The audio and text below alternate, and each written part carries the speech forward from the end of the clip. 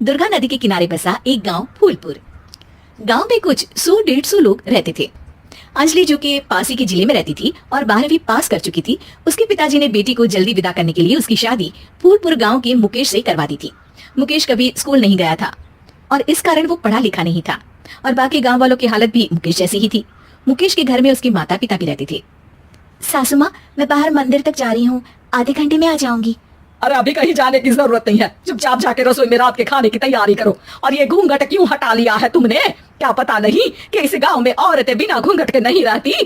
रात में अंजलि छत पर जाकर अपनी मम्मी से बात कर रही होती है, तभी गांव की 3-4 औरतें उसे देख लेती है और दरवाजे पर आकर उसकी सास से शिकायत करने लगती है। और क्या हुआ? अरे छत पे तो देखो, आपकी बहू मटक मटक के किसी से फोन पर बात कर रही है, दिन भर फोन पे लगी रहती है। अरे कल तो मंदिर के पास वो क्या कहते हैं, सेल्फी ले रही थी। शहर की बहू रखना अच्छा शान की बात है, पर देखना इसके लक्षण से ये तो तुम्हारे परिवार को बदनाम ना कर दे। ये पहली बार नहीं था जब सास से गांव के लोगों ने अंजलि की बुराई या शिकायत नहीं की हो। अब तो ये रोज की बात थी। अंजलि ये सब सुन लेती है। जब वो नीचे जाती है तो मुकेश भी वहां आ जाता है। सास कहती है, बेटा, लोग घर आकर शिकायत करने लगे हैं बहू के कामों की, देख लो। पति हो, संयम से रखो इसे। माँ जी, मैं तो अपनी माँ से बात कर रही थी क्योंकि यहाँ कोई बात करने लायक ही नहीं है और अब मैं माँ के पास ही रहूंगी। वहाँ क्या रहना, वहाँ बाहर के लोग तो ठीक है पर घर के लोग भी इज्जत ना दे सके। अरे नहीं नहीं अंजलि, ऐसा नहीं है, धीरे धीरे सब ठीक हो जाएगा, तुम फिक्र ना करो। अरे बस कुछ बोलना ही नहीं है, सर पे चढ़ा रखा है बहू को। सास मुकेश की नरम बात सुन के वहाँ से मुंह चढ़ाकर चली जाती है। मैं तो कहती हूँ हम दोनों शहर चले जाते हैं। मैं पढ़ी लिखी हूँ, मुझे वहाँ नौकरी भी मिल जाएगी और थोड़े दिनों में आप भी वहाँ कुछ काम ढूंढ लेना।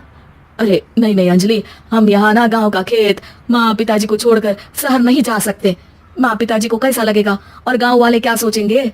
ये कहकर मुकेश सोने चला जाता है और अंजलि की गांव वालों द्वारा बुराई का सिलसिला बहुत दिनों तक चलता ही रहता है।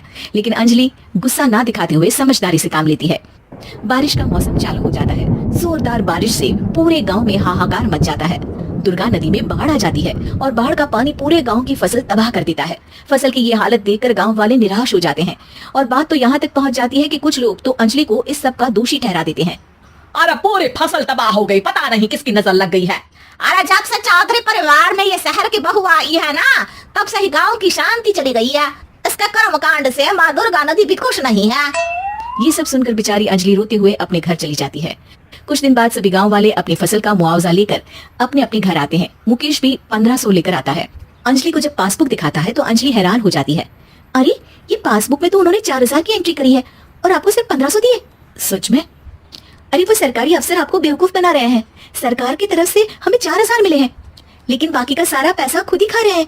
आप लोग के अनपढ़ होने का फायदा उठा रहे हैं। ये सब सुनकर मुकेश परेशान हो जाता है, लेकिन अंजलि उसे हिम्मत से काम लेने को कहती है और सुबह होते ही मुकेश को पंचायत कार्यालय ले जाती है और साथ में गांव के और लोगों को भी। आप सरकारी बाबू क्या गांव के लोगों को बेवकूफ समझते हैं? आपको क्या लगता है ये पढ़े लिखे नहीं है तो आप कुछ भी मनमानी करेंगे? ये बेचारे दिन रात इतनी मेहनत करते हैं, ये हमारे अन्नदाता है और आप इनके साथ ऐसा धोखा करते हैं। अरे क्या बके जा रही है ये लड़की? किस धोखे की बात कर रही है? अपने कांड करके नदी माँ को नाराज करके हमारा नुकसान करके इसे चैन नहीं मिला क्या? सरपंच जी, इन सरकारी बाबू ने मुझे बेवकूफ बनाया है और मेरे हिस्से के पैसे खुद चट कर गए। बस ये सुनते ही सरपंच वहाँ से दुम दबाकर भाग जाता है।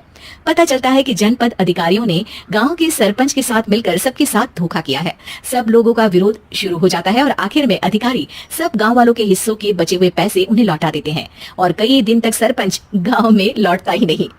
अंजलि, तुम नहीं होती तो हम गांव वालों को तो पता ही नहीं चलता कि ये हमें हर बार बेवकूफ बनाते हैं। हाँ हाँ अंजलि बेटी, हमें माफ कर दो। हम सब तुम्हें बुरा भला कहते रहे, लेकिन तुमने ही आज हमें बेवकूफ बनाने से बचाया है।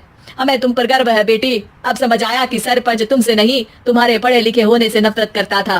क्यों ना इस बार हम अंजलि को ही सरपंच पद के लिए चुन ले? क्या कहते हो गाँव वालों? पढ़ी लिखी सरपंच। बस पूरा गांव अंजलि के लिए ताली बजाता है और अंजलि की सास उसे खुशी से गले लगा लेती है।